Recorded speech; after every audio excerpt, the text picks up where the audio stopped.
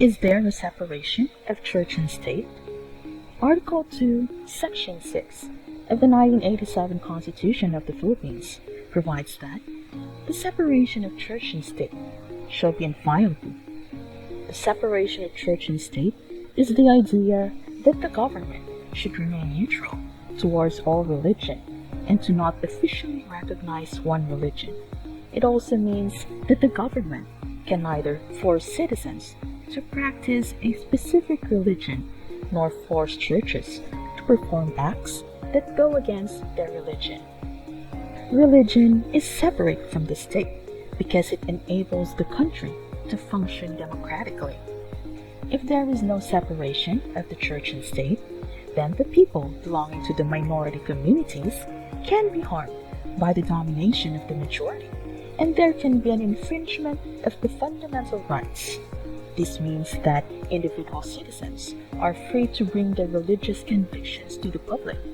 It also reinforces the legal right of the people to freely live their faith without fear of government coercion. In the case of Estrada versus Escritor, the court established the doctrine of benevolent neutrality accommodation.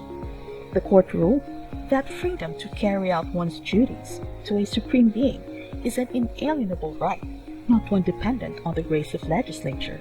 Religious freedom is seen as a substantive right and not merely a privilege against discriminatory legislation.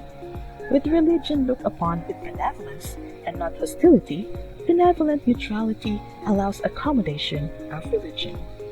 Moving on, let's tackle Article 3, Section 5 of the 1987 Constitution of the Philippines, where it provides that no law shall be made respecting an establishment of religion or prohibiting the free exercise thereof. The free exercise and enjoyment of religious profession and worship without discrimination or preference shall forever be allowed. No religious test shall be required for the exercise of civil or political rights. The right of man to worship God in his own view is guaranteed. Restriction by any law in exercising this right is prohibited by the Constitution itself. To sum it up, the two aspects of religious freedom are the following.